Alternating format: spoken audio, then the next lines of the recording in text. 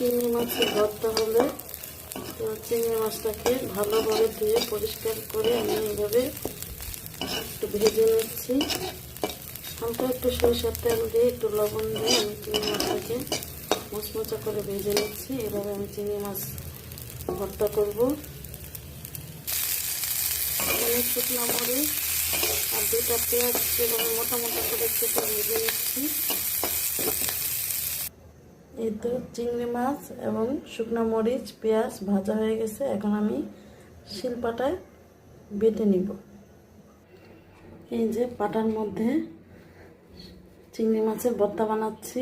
এইভাবে বানালে খেতে অনেক সুস্বাদু হয়। এই তো হয়ে গেল আমার চিংড়ি মাছের ভর্তা। তো আমি এইভাবেই ভর্তাটা বানাই, খেতে খুব ভালো লাগে।